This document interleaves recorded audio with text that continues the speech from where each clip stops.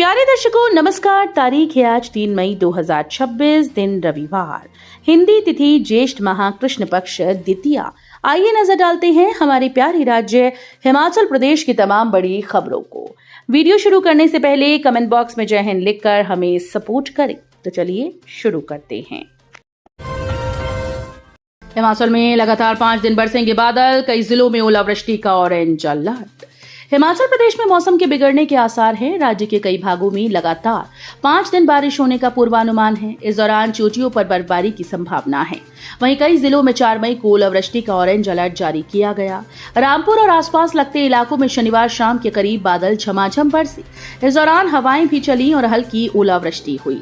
शिमला में भी शाम के समय अंधड़ चला। नोक वैली और आसपास के सेब बहुल क्षेत्रों में सेब की फसल को नुकसान पहुंचने की आशंका है।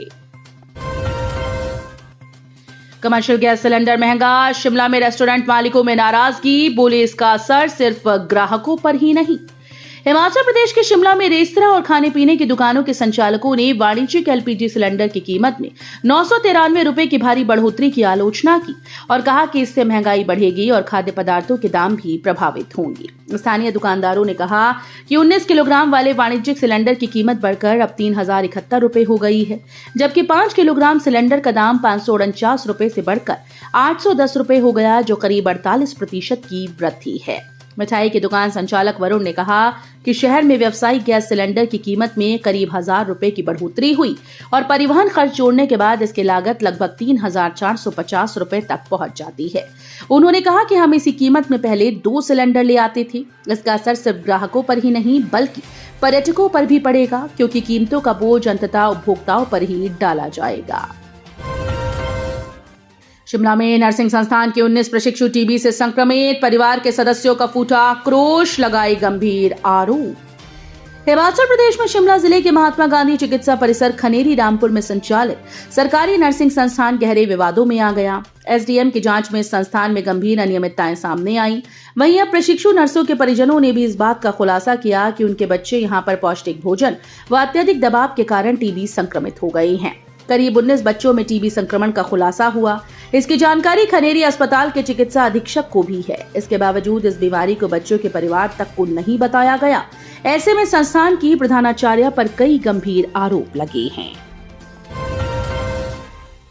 हिमाचल शिक्षा बोर्ड ने वार्षिक परीक्षा परिणाम जारी करने का दिन किया तय।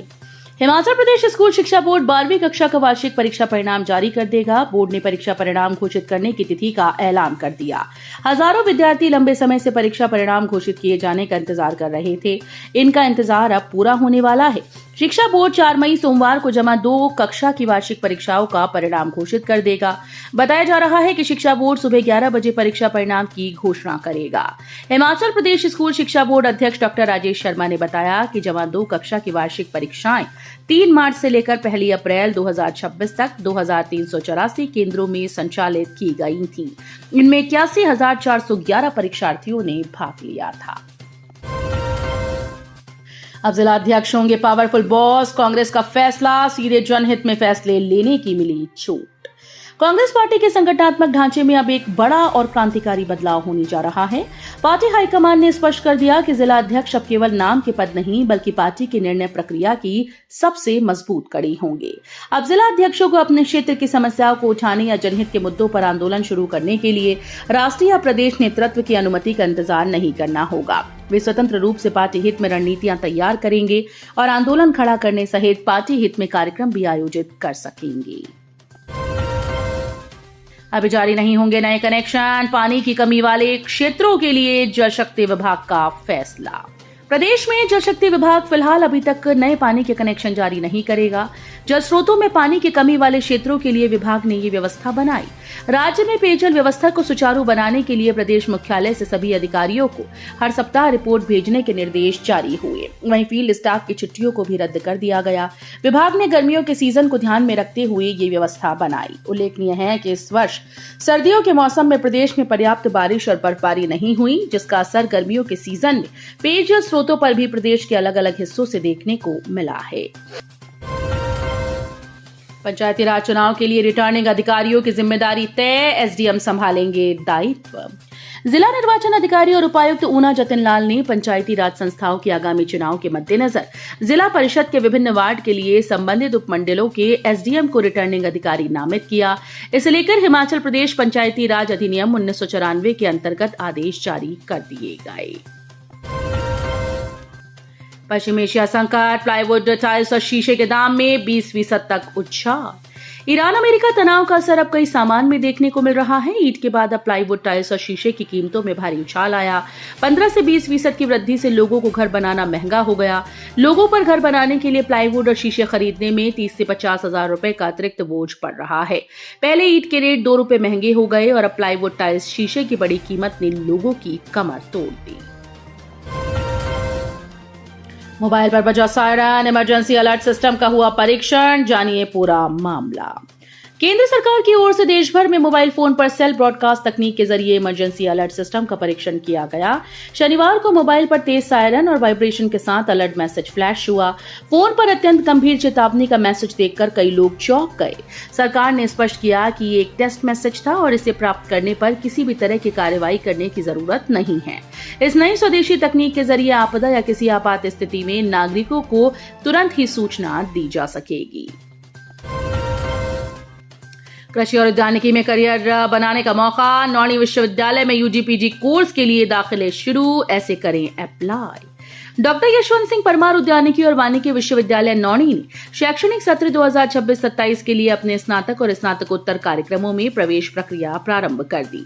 उद्यानिकी, वानिकी, प्राकृतिक खेती, जैव प्रौद्योगिकी, फूड टेक्नोलॉजी और एग्री बिजनेस जैसे विविध क्षेत्रों में रुचि रखने वाले अभ्यर्थी आवेदन कर सकते हैं। आवेदन प्रक्रिया पूरी तरह ऑनलाइन है, जिसे विश्वविद्यालय की वेबसाइट के माध्यम से किया जा सकता है, जहां विस्तृत प्रोस्पेक्टस भी डाउनलोड के लिए उपलब्ध हैं। जमीन के नीचे क्या है बताएगा एनसीएम सिस्टम। आईआईटी मंडी ने तैयार किया प्रोजेक्ट। जमीन के नीचे क्या छिपा है, गैस पाइपलाइन, बिजली के तार या अन्य ढांचा, अब इसका पता लगाने के लिए कड़ी मशक्कत नहीं करनी होगी। बिना इंसानी मदद और बिना खुदाई के एक काम संभव हो पाएगा। आईआईटी मंडी का एनसीएम सिस्टम ये काम आसानी से कर देगा। इसका दुबई में सफल परीक्षण किया जा चुका है। मौजूदा समय में जमीन के नीचे की जांच इंसानी मदद से की जाती है, जो एक दिन में अधिकतम 5 किलोमीटर तक ही संभव होती है, जबकि एनसीएम सिस्टम के जरिए बिना किसी इंसानी हस्तक्षेप के 15 से 20 किलोमीटर तक सर्वे कार्य किया जा सकता है। शराब के नशे में बस चलाने पर चालक निलंबित, जानिए मामला। हिमाचल पथ परिवहन निगम हमीरपुर ने शराब के नशे में बस चलाने पर चालक को निलंबित कर दिया। सुजानपुर अस्पताल में हुए मेडिकल परीक्षण में शराब की पुष्टि होने के बाद ये कार्रवाई की गई। वहीं परिचालक का भी मेडिकल करवाया गया, इसमें शराब की पुष्टि नहीं हुई। मामला गत दिन का है, जब हमीरपुर से सुजानपुर वाया कोट चौरी पटलांदर जा रही बस का बीच रास्ते टायर पंक्चर हो गया। टायर को ठीक करवाने के बाद सरकारी बस और कार की टक्कर हो गई। टक्कर के बाद दोनों वाहनों के चालकों में बहसबाजी शुरू हुई। नशे के खिलाफ शिकंजा। नौराधार राजगढ़ रोड पर 10.54 ग्राम चिट्टे सहित 2 तस्कर गिरफ्तार। जिला सिरमौर पुलिस को नशे के खिलाफ छेड़े गए अभियान को एक और बड़ी सफलता मिली। डिटेक्शन सेल नाहन की टीम ने नौराधार राजगढ़ रोड पर केयर नाला के समीप नाकेबंदी के दौरान 2 आरोपियों को 10.54 ग्राम नशीले पदार्थ के साथ गिरफ्तार किया। हिमाचल के कुल्लू में दर्दनाक हादसा। चलती बुलेरो पर गिरा पेड़, 4 शिक्षिकाओं की हुई मौत और 3 घायल। जिला कुल्लू के विधानसभा क्षेत्र आनी में शनिवार शाम भीषण आंधी तूफान ने कहर बरपाया। उपमंडल आनी के तहत शमशर गुगरा सड़क पर बालीओल नामक स्थान के पास करीब 5 बजे एक दर्दनाक हादसा हो गया। तेज तूफान के चलते सड़क किनारे खड़ा एक विशाल चीड़ का पेड़ अचानक चलती हुई बुलेरो नंबर HP 1 के 4621 पर गिर पड़ा। पेड़ गिरने के बाद वाहन अनियंत्रित होकर सड़क से नीचे लुढ़क गया। इसमें 7 लोग सवार थे, जिनमें 6 स्कूल अध्यापिकाएं। इस दुर्घटना में 4 महिलाओं की मौके पर ही मौत हो गई। तो ये थी आज की फटाफट खबरें। हम मिलेंगे अगले बुलेटिन में, तब तक के लिए धन्यवाद। जय हिंद।